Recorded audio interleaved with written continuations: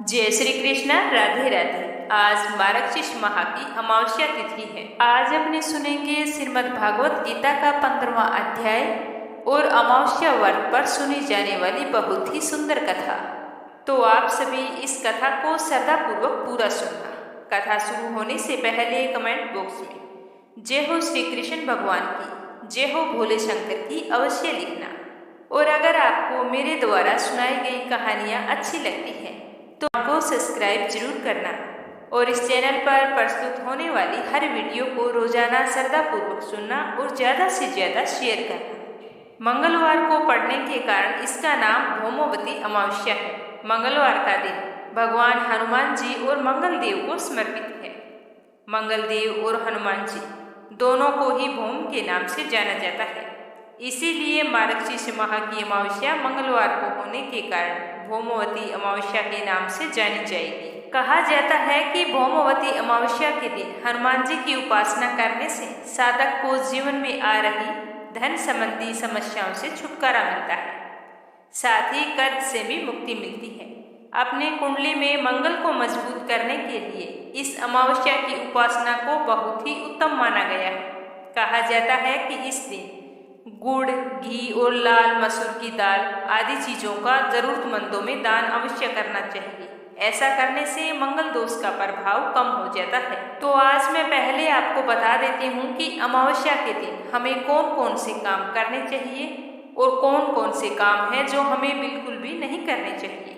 तो आप पूरे ध्यान से इन्हें सुनना और उसके बाद में अपने सुनेंगे श्रीमद् भागवत गीता का 15वां अध्याय।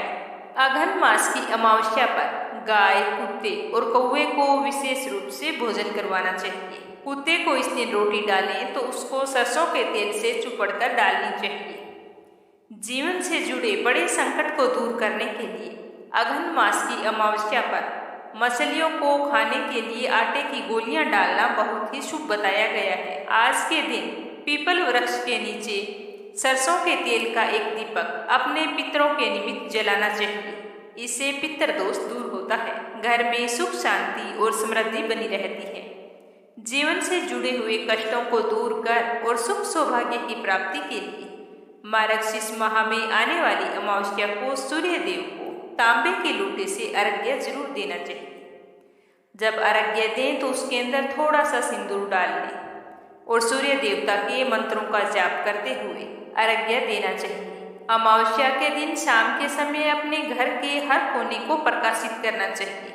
लाइट बल्ब नहीं है तो वहां पर दीपक जलाकर भी रोशनी कर सकते हैं। आज के दिन जरूरतमंदों को कम्बल, काले जूते, छाता, भोजन सामग्री आदि दान करने से पुण्य फलों की प्राप्ति होती है। सनातन धर्म में मार्गशीर्ष मास को भगवान श्री हरि विष्णु के अवतार भगवान श्री कृष्ण की कृपा बरसाने वाला महीना माना गया है। ऐसे में अघन मास की अमावस्या पर उनकी कृपा पाने के लिए हमें ओम दामोदराय नमः मंत्र का 108 बार उच्चारण करना चाहिए। तो चलिए अब जानते हैं कि ऐसे कौन कौन से काम हैं जो हमें अमावस्या तिथि पर भूलकर भी नहीं करने चाहिए। अमावस्या के दिन सूर्योदय के बाद में सोना नहीं चाहिए और इस दिन बाल और नाखून भी नहीं कटवाने चाहिए। अमावस्या के दिन ना तो किसी से उधार लेना चाहिए और ना ही किसी को उधार देना चाहिए। और अमावस्या के दिन हमारे द्वार पर कोई भी अगर भिक्षुक आता है तो उसे खाली हाथ ना जाने दें, कुछ ना कुछ दान दक्षिणा अवश्य देनी चाहिए। अमावस्या के दिन भूल कर भी किसी के साथ वाद विवाद नहीं करना चाहिए और ना ही किसी के लिए अपशब्द बोलने चाहिए। अमावस्या के दिन जो हमारे बुजुर्ग हैं जो अब इस दुनिया में नहीं हैं उनकी बातचीत करें तो उनका उपहास ना उड़ाएं और ना ही उन्हें कोसना चाहिए कि हमारे बुजुर्गों ने ये नहीं किया, वो नहीं किया। तो इस तरह की बातें अमावस्या के दिन बिल्कुल भी नहीं करनी चाहिए। साथ ही इस दिन सुनसान इलाकों में कभी भी अकेले नहीं जाना चाहिए और ना ही रात्रि के समय अकेले घर से बाहर निकलना चाहिए। कहते हैं कि इस दिन नकारात्मक शक्तियों का वास होता है। जिस व्यक्ति के ग्रह कमजोर होते हैं उन पर वो हावी हो जाती है, इसीलिए अकेले जाने से बचना चाहिए। आप सभी को अमावस्या व्रत की हार्दिक शुभकामनाएं। आज अपने सुनेंगे अमावस्या की कथा। बोलो भोले शंकर की जय हो। एक समय की बात है, एक गांव में एक साहूकार रहता था। उसके 7 बेटे, 7 बहू और एक बेटी थी। बेटी की शादी नहीं हुई थी। साहूकार के घर एक जोगी रोजाना भिक्षा मांगने के लिए आता था। जब साहूकार के घर से कोई अन्य सदस्य उसको भिक्षा देने के लिए जाता था तो वह आशीर्वाद देते हुए भिक्षा लेकर लौट जाता। लेकिन जब साहूकार की बेटी भिक्षा देने के लिए जाती तो वह जोगी भिक्षा तो ले लेता, परंतु वह कहता कि बेटी तू सुहागन तो है, पर तेरे भाग्य में सुहाग नहीं लिखा, तेरे भाग्य में तो दुहाग लिखा है। तो यह बात सुनकर साहूकार की बेटी को बहुत ही दुख होता। वह सारा दिन सोचती रहती। धीरे धीरे वह शरीर से बिल्कुल कमजोर हो गई। तो एक दिन उसकी माँ ने पूछा कि बेटी तुम इन दिनों में इतनी कमजोर क्यों दिखाई पड़ती हो? तुझे खाने पीने को अच्छा देती हूँ, तुम्हें कोई परेशानी है तो मुझे बताओ। तो इतना कहते ही साहूकार की बेटी तो रोने लगी और उसने अपनी माँ को बताया कि माँ, एक जोगी भिक्षा मांगने के लिए आता है। आप सभी उसे भिक्षा देते हैं तो वह भिक्षा लेकर चुपचाप चला जाता है, लेकिन जब मैं उसे भिक्षा देता हूँ तो वो कहता है कि बेटी तू सुहागन तो होगी, लेकिन तेरे नसीब में दुहाग लिखा है। तो उसकी माँ को यह बात सुनकर बहुत ही दुख हुआ। उसकी माँ ने कहा कि बेटा कल जब वो जोगी आएगा तो तुम उसे भिक्षा डालने के लिए जाना, मैं छुप कर बैठ जाऊंगी, देखती हूँ कि वो क्या कहता है। तो उसकी बेटी ने कहा ठीक है। अगले दिन जब जोगी भिक्षा लेने के लिए आया तो साहूकार की पत्नी दरवाजे की ओट में खड़ी हो गई। जब साहूकार की बेटी उसे भिक्षा देने लगी तो जोगी ने वही बात फिर से बोली कि बेटी तू सुहागन तो होगी, लेकिन तेरे भाग्य में सुहागन का सुख नहीं लिखा। तो इतना कहते ही उस लड़की की माँ बाहर निकल आई और उस जोगी से बोली कि जोगी बाबा, हम एक तो तुम्हें भिक्षा देते हैं और ऊपर तुम मेरी बेटी के लिए इस तरह से अपशब्द बोलते हो। तो जोगी बोला कि मैं गाली नहीं देता हूँ, मैं तो जो सच है वही बोलता हूँ, जो इसके भाग्य में लिखा है वही मैंने बताया है। तो साहूकार की पत्नी बोली कि हे जोगी बाबा, अगर तुम्हें यह पता है कि इसके भाग्य में दुहाग लिखा है तो तुम्हें यह भी पता होगा कि यह दुख दूर कैसे होगा, इसीलिए तुम्हें इसका उपाय भी बताना पड़ेगा। चाहे कितने भी कठिन उपाय हो मैं अवश्य करूँगी। तुम मेरी बेटी के भाग्य से ये दुख दूर करने का उपाय मुझे बताओ। तो साहूकार की पत्नी की बात सुनकर जोगी बोला कि 7 समुंदर पार एक सोना धोबिन रहती है जो सोमवती अमावस्या का व्रत करती है। अगर वह अपने व्रत का फल इसको दे दे तो इसके दुखों का निवारण हो सकता है।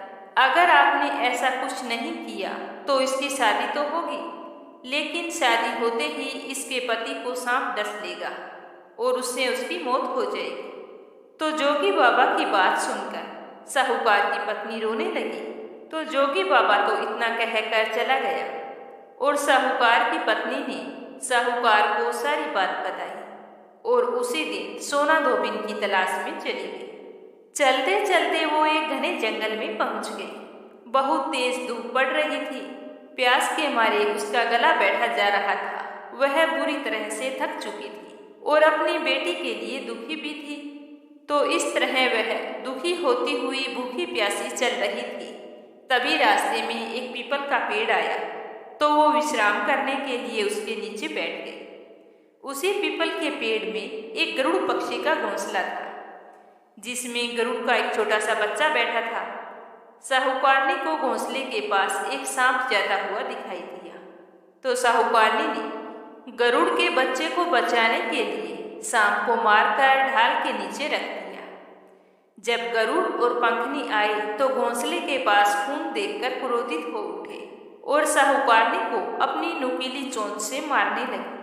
तब साहूकारनी बोली कि मैंने तो तुम्हारे बच्चे को बचाया है और तुम मुझे मार रहे हो। यह सर्प तुम्हारे बच्चे को डसने वाला था। यह कहती हुई साहूकारनी ने सांप की ओर इशारा किया तो उन दोनों ने देखा तो वहां पर सांप मरा हुआ पड़ा था। तो गरुड़ ने कहा कि तुमने हमारे बच्चे की जान बचाई है, अब तुम्हें जो कुछ मांगना है मांगो। मैं अवश्य पूर्ण करूँगा। तो गरुड़ की बात सुनकर साहूकारनी बोली कि मुझे 7 समुंदर पार सोना धोबिन रहती है। अगर तुम उसके घर छोड़ आओ तो आपकी बहुत ही मेहरबानी होगी। तो गरुड़ ने साहूकारनी को अपनी पीठ पर बैठाकर 7 समुंदर पार सोना धोबिन के घर पहुंचा दिया। वहां जाकर साहूकारनी ने सोचा कि सोना धोबिन को कैसे राजी करूं।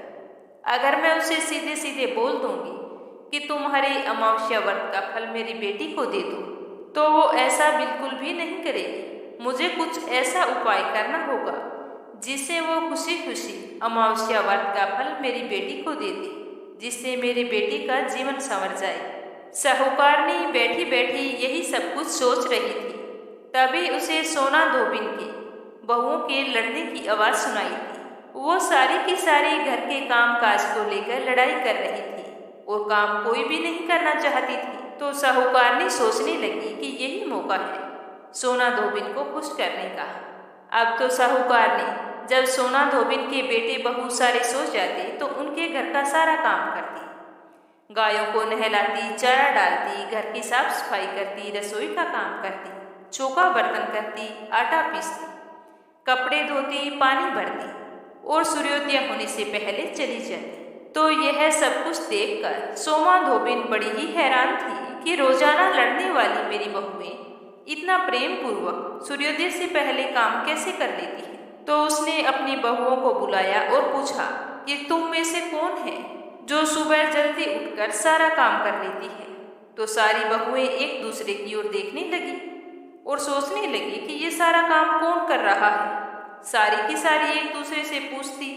तो सोमा धोबिन बोली कि तुम आजकल लड़ाई भी नहीं करती हो और काम भी सुबह होने से पहले कर लेती हो। तो सारी बहुएं एक दूसरे की ओर देखते हुए बोली कि सासू जी, काम तो हमें ही करना पड़ता है, चाहे हम लड़ाई करके करें या राजी मन से करें, इसीलिए लड़ाई करने का क्या फायदा। तो सोना धोबिन ने सोचा कि जरूर दाल में काला है, आज देखा जाए कि कौन सी बहू काम करती है।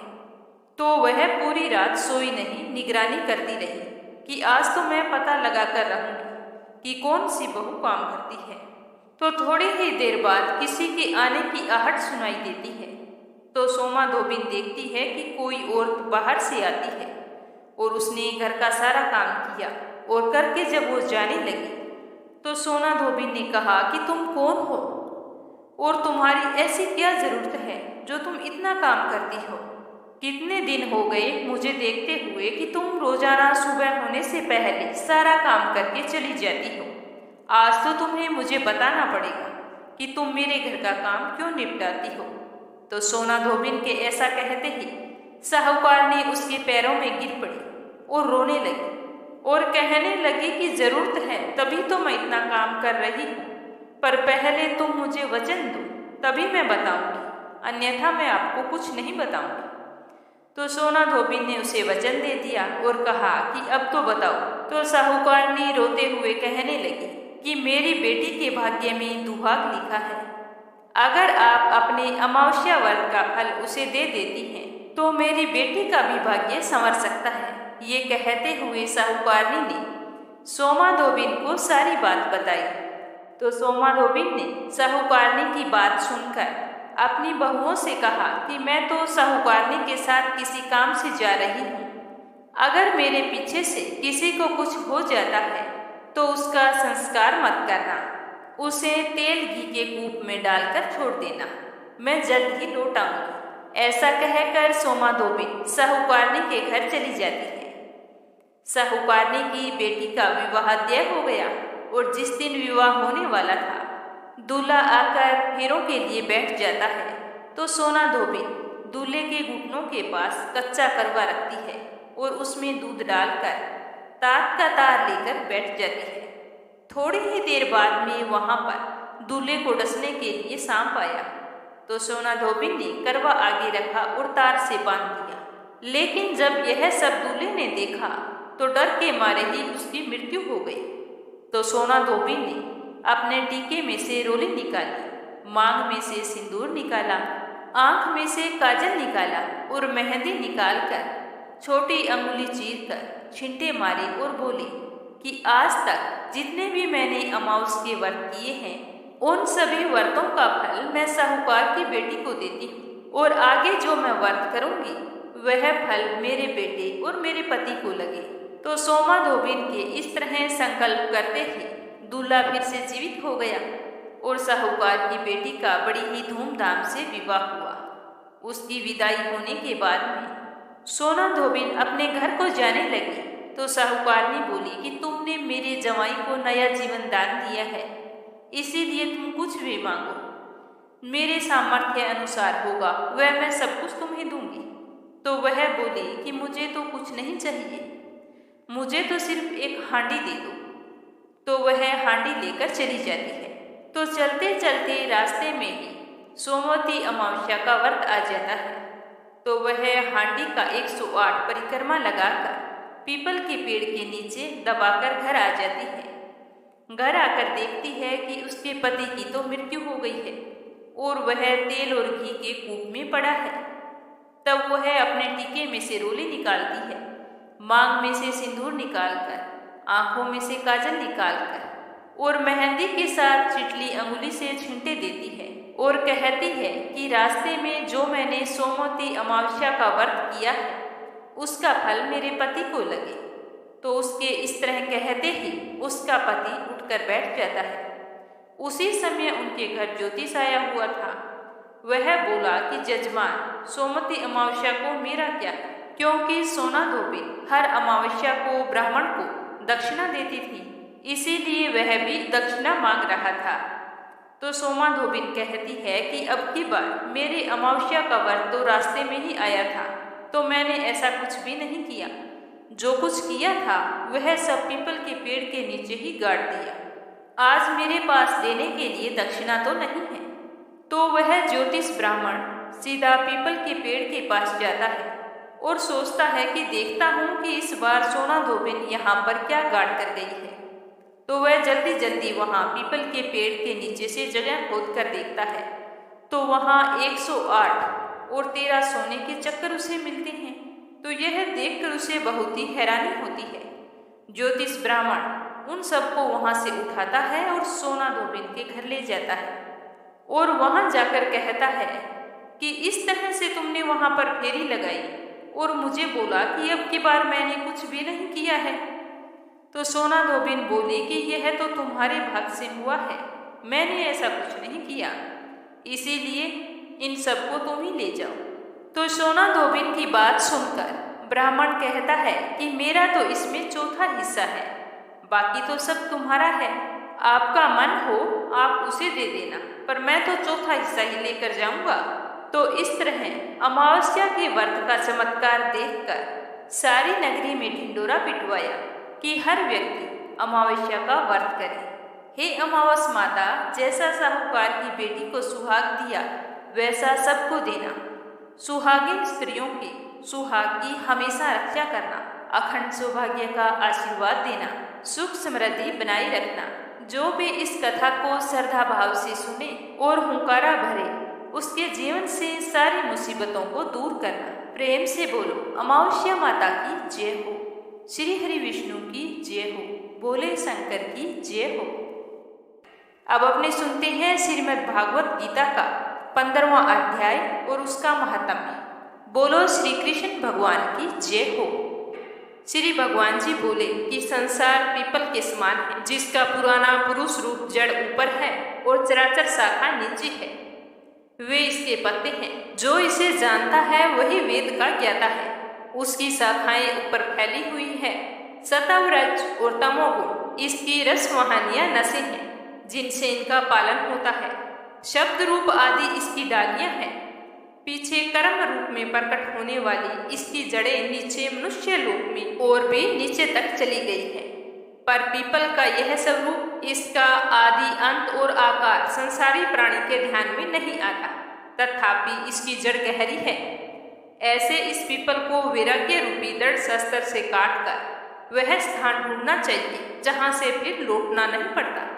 और साथ ही यह भी विचारना चाहिए कि जिसमें वह पुरातन प्रवृत्ति उत्पन्न हुई है उसी आदि पुरुष की शरण में हूँ।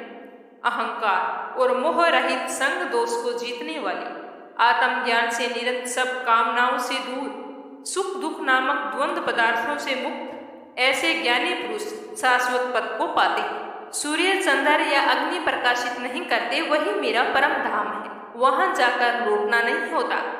मेरा सनातन अंश इसी जीव लोक में जीव का रूप धारण करके प्रकृति में स्थित पांचों इंद्रियों और छठे मनकों से उसे छुड़ाता है।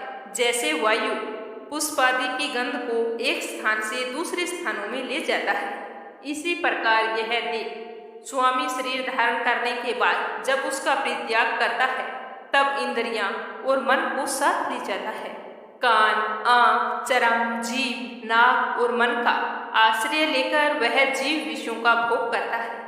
एक देह से दूसरे देह को जाते, एक देह से दूसरे देह को जाते अथवा एक ही देह में रहते समय अथवा इंद्रियों से युक्त हो विषयों का उपभोग करते हुए इसको मूर्ख देख नहीं सकते, किंतु ज्ञान रूप नेत्र है, वो इन्हें देखते हैं।